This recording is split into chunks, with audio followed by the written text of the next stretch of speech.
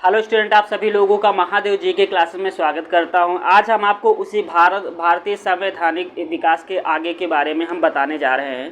ठीक है, जो कुछ अभी छूटा हुआ है, काफ़ी लंबे छूटा हुआ है। आइए आज हम उसके बारे में देखते हैं। हमारा अगला पॉइंट क्या होगा? हमारा अगला पॉइंट ये है कि भारत 1813 का चार्टर एक्ट के बारे में हम जानने की कोशिश करेंगे। क्या 1813 के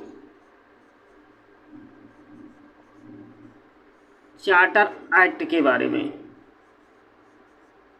ठीक, आइए बात करेंगे 1813 के चार्टर एक्ट के तहत ब्रिटिश कंपनी ने कौन कौन से कानून बनाए थे। देखिए, सबसे पहले इन्होंने ये बनाया था कि जो कंपनी का जो एकाधिकार था, इन्होंने अपने एकाधिकार को 20 वर्षों के लिए आगे बढ़ा दिया। ठीक है, 1813 के चार्टर एक्ट के तहत इन्होंने ये कार्य किया। अगला कार्य इन्होंने जो ये किया कि कंपनी का जो भारतीय व्यापार था, ठीक, कंपनी का भारतीय व्यापार पर, ठीक, जो एकाधिकार था उसको इन्होंने पूरी तरह से समाप्त कर दिया। समाप्त करने के बाद यद्यपि कहा जाता है कि चाय और चीन के व्यापार पर इनका एकाधिकार बना रहा।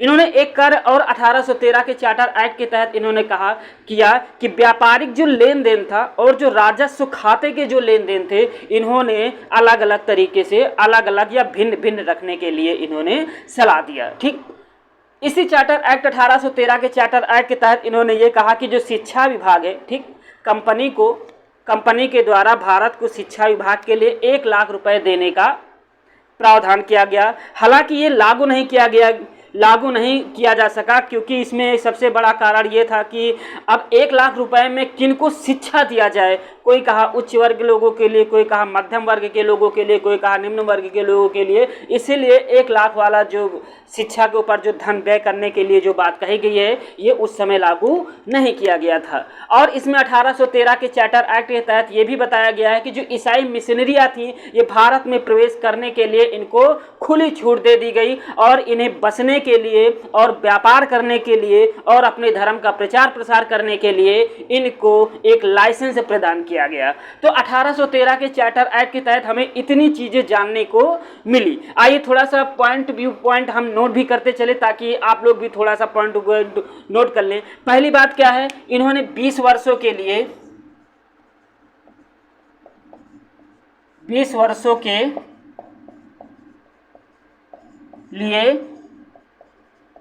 बढ़ा दिया। ठीक, इनका जो कंपनी का जो अधिकार था, 20 वर्षों के लिए इन्होंने अपना अधिकार बढ़ा दिया।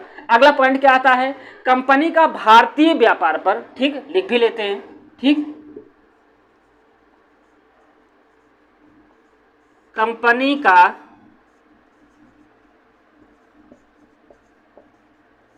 भारतीय व्यापार पर, कंपनी का भारतीय व्यापार पर एकाधिकार समाप्त हो गया। क्या? एकाधिकार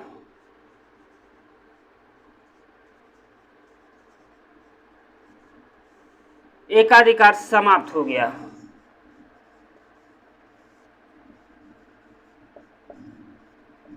समाप्त हो गया। ठीक, कंपनी का भारतीय व्यापार पर एकाधिकार समाप्त हो गया। ठीक है, यद्यपि चाय और चीन के साथ, ठीक, चाय और चीन के व्यापार पर, यद्यपि चाय और चीन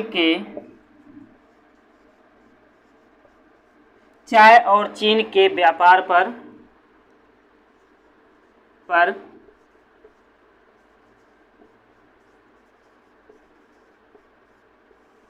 एकाधिकार बना रहा।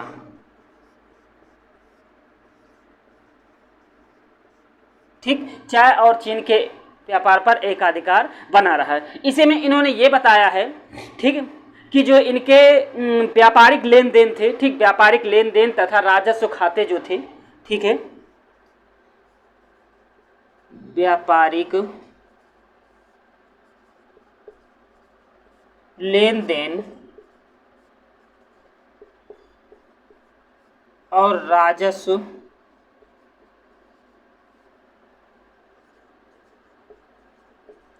खाते के लेन देन अलग अलग रखने का प्रावधान किया गया। ठीक है, अलग अलग रखने का प्रावधान किया गया। ठीक, अलग अलग रखने का प्रावधान किया गया। और 1813 के चार्टर एक्ट में हमें यह भी बताया गया कि कंपनी को, ठीक, कंपनी को भारत में शिक्षा पर, ठीक है, क्या बताया गया, कंपनी को भारत में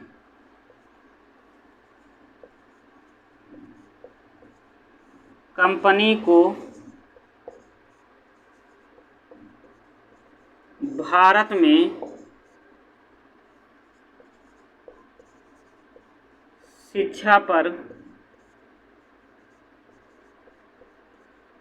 1,00,000 रुपए, 1,00,000 रुपए व्यय करने के आदेश दिए गए। ठीक है, इसी में बताया गया है कि ईसाई मिशनरियों को भारत में प्रवेश करने के लिए, ठीक है, क्या बताया गया है,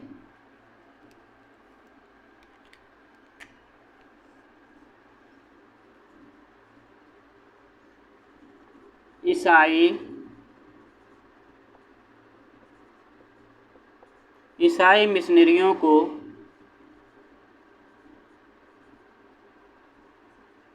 भारत में प्रवेश करने और बसने तथा व्यापार करने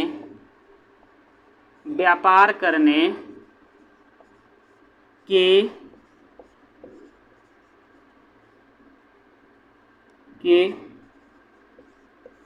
खुली छूट दी गई। ठीक, चलिए आइए अब इसको हम एक बार फिर से समझते हैं। ठीक, देखो 1813 के चार्टर एक्ट के तहत हमें यह बताया गया था कि जो कंपनी के जो कार्य थे वो 20 वर्षों के लिए इनको बढ़ा दिया गया है। और इसमें 1813 के चार्टर एक्ट में हमें यह भी बताया गया है कि कंपनी का भारतीय व्यापार पर जो एकाधिकार था वो समाप्त हो गया, लेकिन चाय और चीन के साथ इनका एकाधिकार जो था वो बना रहा। फिर इन्होंने ये कहा कि व्यापार 1813 के चार्टर एक्ट के तहत ये भी बताया गया कि जो व्यापारिक लेन देन और राजस्व खाते के जो लेन देन थे इनको अलग अलग तरीके से रखने का भी इसमें प्रावधान किया गया। हालांकि आगे कहते हैं कि कंपनी को भारत में शिक्षा पर 1,00,000 रुपए व्यय करने का प्रावधान किया गया, लेकिन ये 1,00,000 रुपए शिक्षा पर व्यय करने का प्रावधान लागू नहीं किया जा सका। इसमें यह मामला फंस गया, कहा गया कि 1,00,000 रुपए में किनको शिक्षा दिया जाए, उच्च वर्ग के लिए, मध्य वर्ग के लिए, निम्न वर्ग के लिए, हालांकि ये लागू नहीं किया जा सका। इसी समय 1813 के चार्टर एक्ट के तहत ईसाई मिशनरियों को भारत में प्रवेश करने के और बसने और व्यापार करने और अपने धर्म का प्रचार प्रसार करने के लिए 1813 के चार्टर एक्ट के तहत इन सबको खुली छूट दे दी गई। ठीक है, चलिए आइए बात कर लेते हैं अगला चार्टर एक्ट के तहत। हम देखते हैं कि अगले चार्टर एक्ट के तहत क्या पढ़ना है हमें। समझ में आ गया होगा आप लोगों को, समझ में आ गया।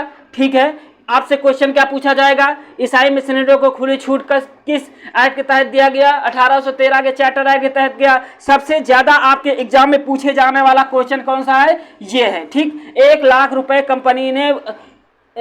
कंपनी को भारत में शिक्षा पर 1,00,000 रुपए व्यय करने के आदेश या व्यय करने के प्रावधान किस चार्टर एक्ट के तहत किया गया है, आपसे ये क्वेश्चन पूछा जाएगा। ठीक, तो ये 1813 के चार्टर एक्ट के तहत 1,00,000 शिक्षा पर व्यय करने के प्रावधान किए गए हैं। चलिए आइए बात कर लेते हैं अगला चार्टर एक्ट में क्या बताया गया है।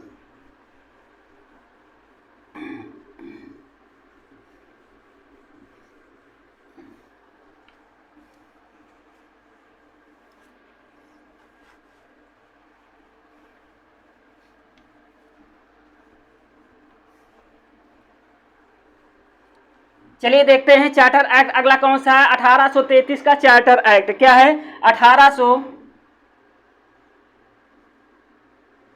1833 का चार्टर एक्ट।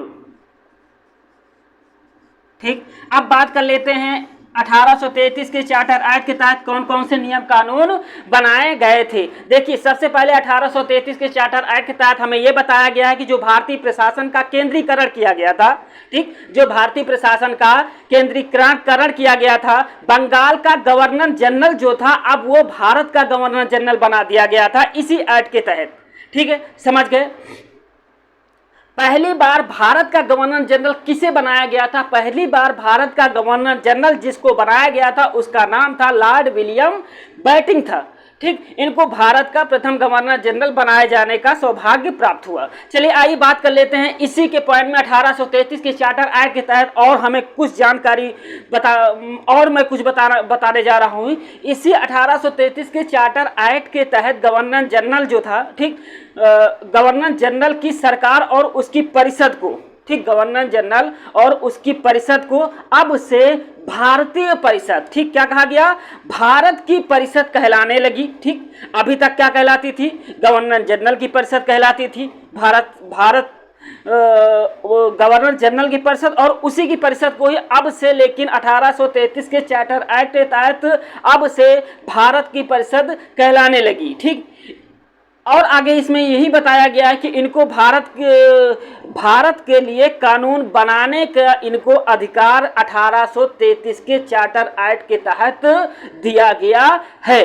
ठीक है, इसी 1833 के चार्टर एक्ट के तहत यह भी बताया गया है कि सबसे महत्वपूर्ण जो धारा थी जिसका नाम 87 था, जिसके तहत जाति वर्ण के आधार पर सरकारी चयन में भेदभाव समाप्त किया जाने का भी अधिकार इसमें दिया गया है 1833 के चार्टर एक्ट के तहत। ठीक, आइए बात कर लेते हैं इसी में 1833 के एक्ट के तहत, ठीक, जो दास्ता थी, दास्ता प्रथा जो थी, इसको भी समाप्त करने का अधिकार 1833 के चार्टर एक्ट के तहत दिया गया है। आइए बात कर लेते हैं 1833 के चार्टर एक्ट के तहत कंपनी का व्यापार जो था चाय और चीन के साथ था, उसको भी 1833 के चार्टर एक्ट के तहत समाप्त किया गया है। आइए लिख लेते हैं कुछ महत्वपूर्ण आपके एग्जाम के बेस से जो इंपॉर्टेंट है, उसके बाद एक बार फिर से इसी को समझाने की कोशिश करता हूं। चलिए आइए बात कर लेते हैं। पहला पॉइंट हमारा क्या है? 1833 का चार्टर एक्ट क्या है? भारतीय प्रशासन का केंद्रीकरण किया गया। ठीक, क्या किया गया? भारतीय प्रशासन का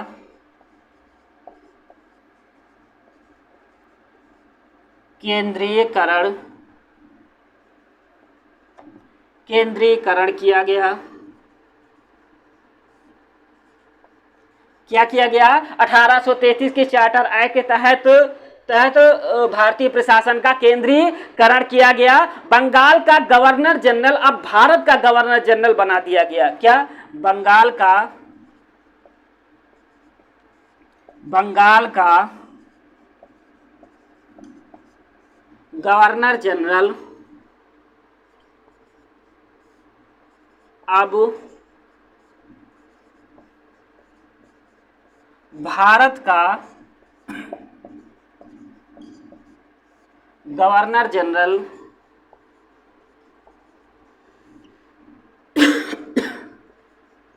बना दिया गया, जिसका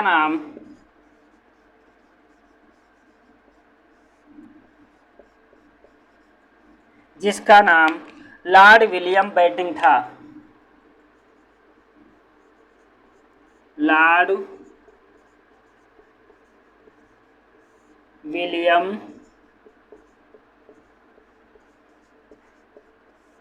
बेंटिंक था।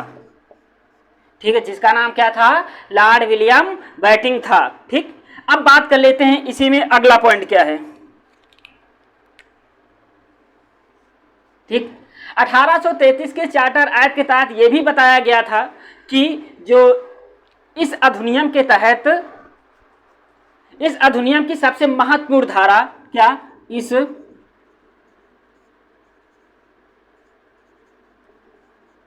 इस अधिनियम की सबसे महत्वपूर्ण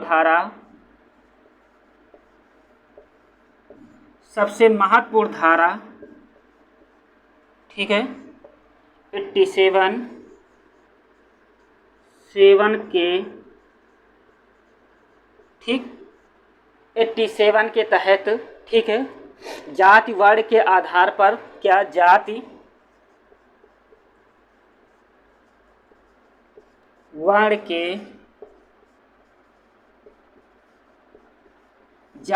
के आधार पर, ठीक, सरकारी चयन में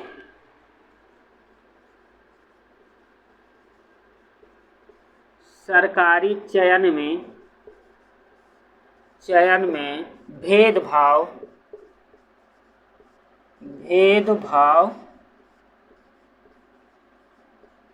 नहीं किया जाएगा,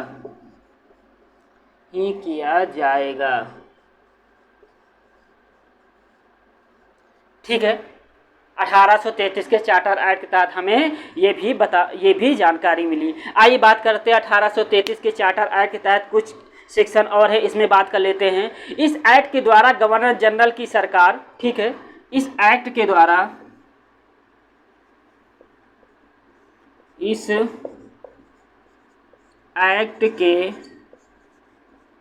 ठीक, 1833 के चार्टर एक्ट के द्वारा, ठीक, गवर्नर जनरल की सरकार, ठीक,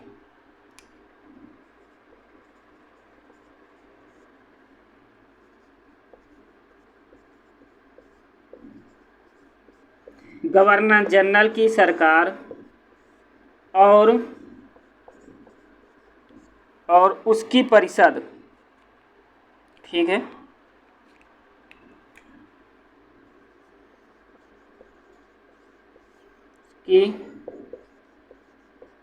और उसकी परिषद को अब, ठीक, और उसकी परिषद को अब क्या कहा जाने लगा? भारत परिषद कहलाने लगी, ठीक है,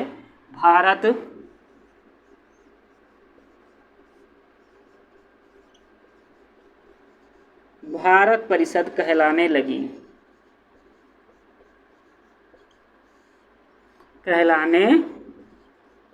लगी। इसमें और ये भी बताया गया कि जब इस एक्ट के द्वारा गवर्नर जनरल की सरकार और उसकी परिषद को अब भारत परिषद कहा जाने लगा, ठीक है, लेकिन भारत के लिए कानून बनाने का अधिकार इसी को, गवर्नर जनरल को ही दिया गया, ठीक, भारत के लिए कानून बनाने का अधिकार गवर्नर जनरल को सौंप दिया गया।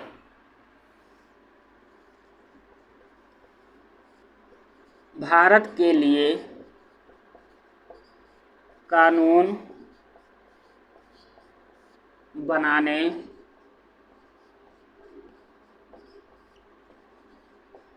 का अधिकार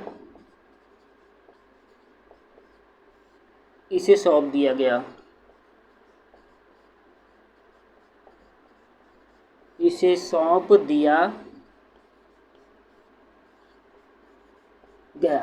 ठीक है, 1833 के चार्टर एक्ट के तहत। एक बात और याद रखिएगा, 1833 के चार्टर एक्ट के तहत दास्ता समाप्त करने का प्रयास किया गया, ठीक है, क्या किया गया? 1833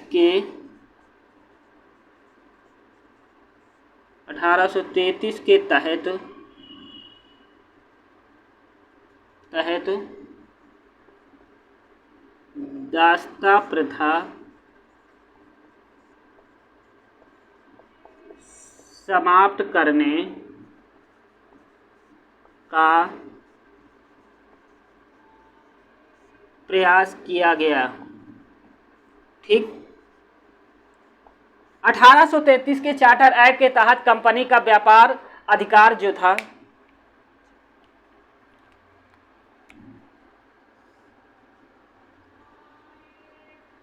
चाय और चीन के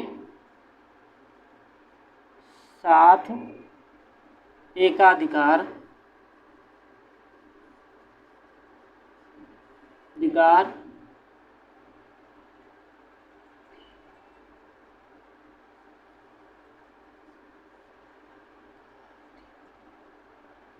समाप्त कर दिया गया।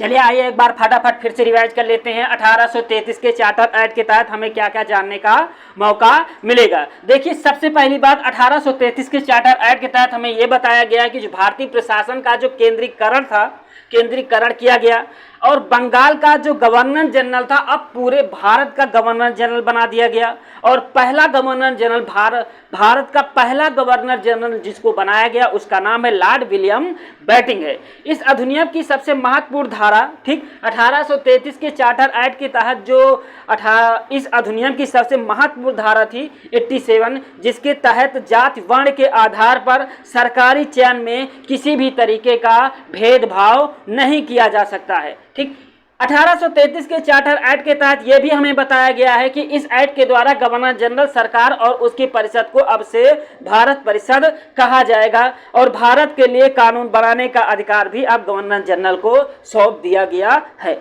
आइए देख लेते आगे। 1833 के ही चार्टर एक्ट के तहत हमें यह भी बताया गया है कि जो भारत में दासता प्रथा जो चल रही थी उसको भी समाप्त करने का भी एक नियम बनाया गया। और ये भी कहा जाता है कि 1833 के चार्टर एक्ट के तहत चाय और चीन के साथ जो एकाधिकार का जो व्यापार चल रहा था उसे भी पूरी तरह से अब समाप्त किया गया है। तो आपके एग्जाम के बेस से सबसे ज़्यादा इंपॉर्टेंट आपका ये पॉइंट बनेगा, चाय और चीन के साथ एकाधिकार समाप्त कर दिया गया। और दूसरा जो पॉइंट बनेगा, भारत का प्रथम गवर्नर जनरल कौन था, तो लॉर्ड विलियम बेंटिंक भारत का प्रथम गवर्नर जनरल था। किस चार्टर एक्ट के तहत बनाया गया था, 1833 के चार्टर एक्ट के तहत बनाया गया था। हाँ, आप लोग एक चीज और याद रखिएगा कि 1833 के ही चार्टर एक्ट के तहत जो 87 जो धारा थी जिसके तहत जाति वर्ग के आधार पर सरकारी नौकरी में भेदभाव नहीं किया जाएगा। आपसे क्वेश्चन 1, 2, ठीक, और 1833 दासता प्रथा को समाप्त करने का भी नियम कानून इसमें बनाया गया है। 3 क्वेश्चन आपके एग्जाम में पूछे गए हैं, पूछे जाने की भी संभावना है। तो आप लोग इसको नोट कर लीजिए, नोट करते चलिएगा कि कौन कौन से आपके एग्जाम के बेस से इंपॉर्टेंट है। चलिए आइए बात कर लेते आगे।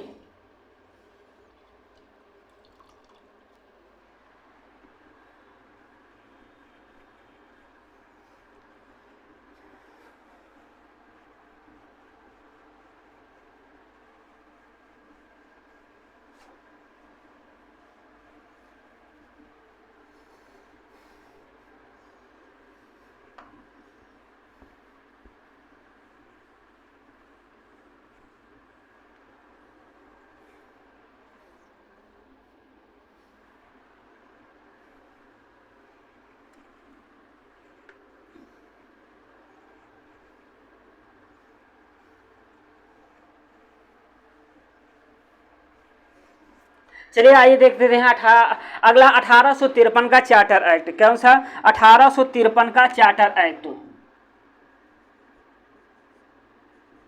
1853 का चार्टर एक्ट, ठीक, 1853 का चार्टर एक्ट के बारे में आइए चलिए देखते हैं। आइए थोड़ा स्पीड पकड़ते हैं। 1853 के चार्टर एक्ट के तहत हमें यह भी निश्चित किया गया कि जो नियंत्रण बोर्ड था, ठीक, जो नियंत्रण बोर्ड था और उसके अन्य जो कर्मचारी थे, पदाधिकारी थे, उनको पेंशन तो सरकार निश्चित करेगी, परंतु इसका जो धन दिया जाएगा वो भारतीय राजस्व खाते से दिया जाएगा। ठीक, इनके डायरेक्टरों की संख्या जो थी बढ़ा करके 24 थी और उसको घटा दिया गया। घटाने के बाद अब डायरेक्टरों की संख्या जो बची है वो 18 कर दी गई है। ठीक, और 6 लोगों इसी डायरेक्टरों की संख्या में से 6 लोगों का जो नियुक्ति किया जाएगा वो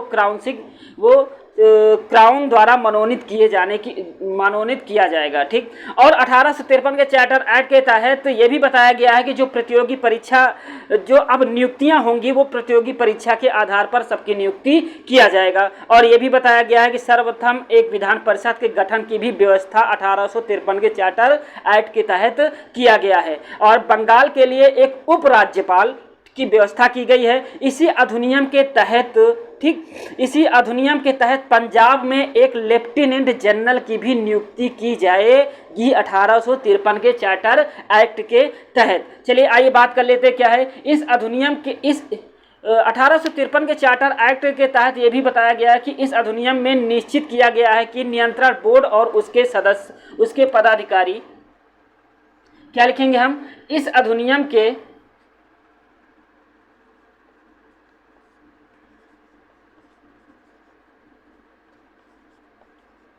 ठीक, इस अधिनियम में, ठीक, 1853 के चार्टर एक्ट में इस अधिनियम में यह निश्चित किया गया है,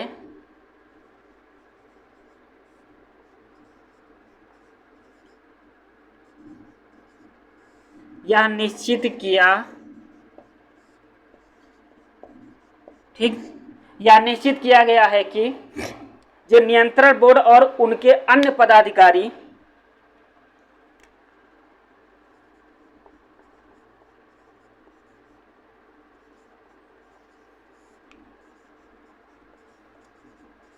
बोर्ड और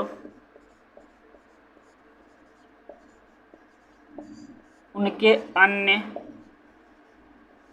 पदाधिकारी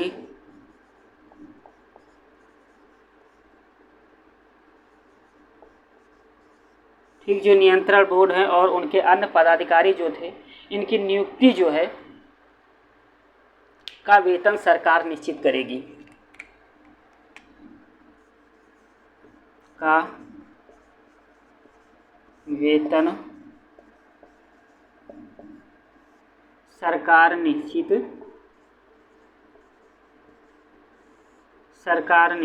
करेगी।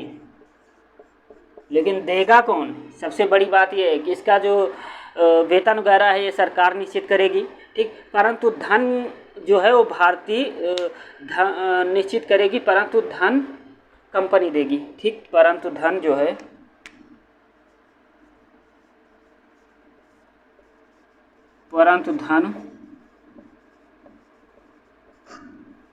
कंपनी देगी,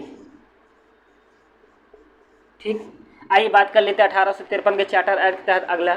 अब नियुक्तियां प्रतियोगी परीक्षा द्वारा की जानी, अब, ठीक, 1853 के चार्टर एक्ट के तहत जो अब नियुक्ति की जाएगी प्रवेश परीक्षा द्वारा की जानी, प्रवेश परीक्षा द्वारा की जाएगी, ठीक। 1853 के चार्टर एक्ट के तहत जो नियुक्तियां किया जाएगी अब वो प्रवेश परीक्षा के द्वारा की जाएगी, किसी भी प्रकार का भेदभाव नहीं किया जाएगा, किसी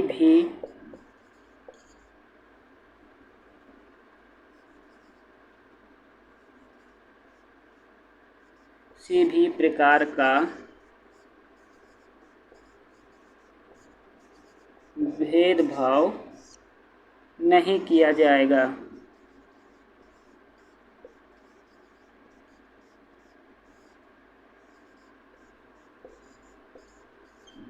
ठीक, किसी भी प्रकार का भेदभाव नहीं किया जाएगा, ठीक। आइए बात कर लेते हैं 1853 के चार्टर एक्ट के तहत और कुछ है। सर्वप्रथम एक विधान परिषद के गठन की व्यवस्था की गई,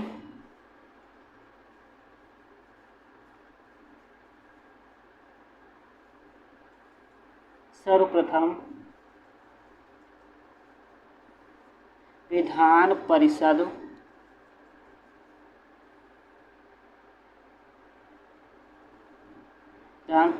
का गठन का प्रावधान किया गया,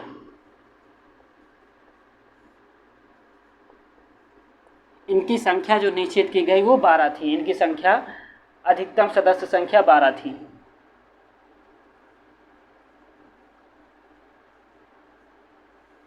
अधिकतम सदस्य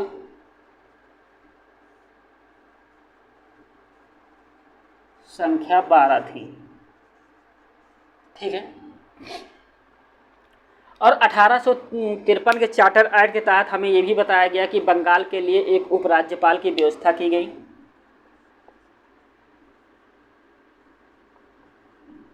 बंगाल के लिए एक उपराज्यपाल की व्यवस्था की गई। पंजाब के लिए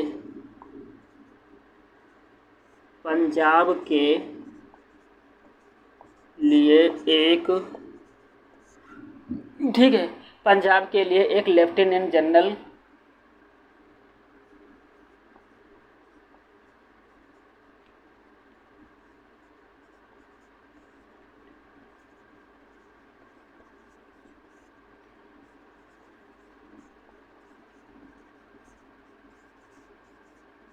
नियुक्ति किया गया। ठीक, चलिए ये बात कर लेते हैं 1853 के चार्टर एक्ट के तहत हमें एग्जाम के बेस से कौन कौन से पॉइंट महत्वपूर्ण है। पहला पॉइंट हमें यह है कि इसी अधिनियम में हमें ये निश्चित किया गया कि जो नियंत्रण बोर्ड और उनके अन्य पदाधिकारी थे, इनका वेतन जो थी सरकार निश्चित करेगी। ठीक, इनका जो वेतन था सरकार निश्चित करेगी, लेकिन इसके वेतन जो देगा वो कंपनी देगी। ठीक, अब 1853 में ही चार्टर एक्ट में ये भी हमें बताया गया है कि अब जो नियुक्ति किया जाएगा वो प्रवेश परीक्षा के आधार पर किया जाएगा, जैसे आज चल रहा है। बंगाल के लिए एक उपराज्यपाल की व्यवस्था की गई और पंजाब के लिए एक लेफ्टिनेंट जनरल की भी नियुक्ति की गई 1853 के चार्टर एक्ट के तहत। सर्वप्रथम विधान परिषद का गठन भी इसी 1853 के चार्टर एक्ट के तहत हमें मिलता है, जिसमें इसमें अधिकतम सदस्य संख्या कितनी थी? 12 थी। ठीक है, थैंक यू दोस्तों। अच्छा लगे तो लाइक करिएगा, शेयर करिएगा, सब्सक्राइब भी करिएगा, जिससे मेरा उत्साह हमेशा बढ़ता रहे और आप लोगों के लिए एग्जाम के बेस से महत्वपूर्ण चीज़ें हम आपको इसमें बताते रहें। थैंक यू दोस्तों।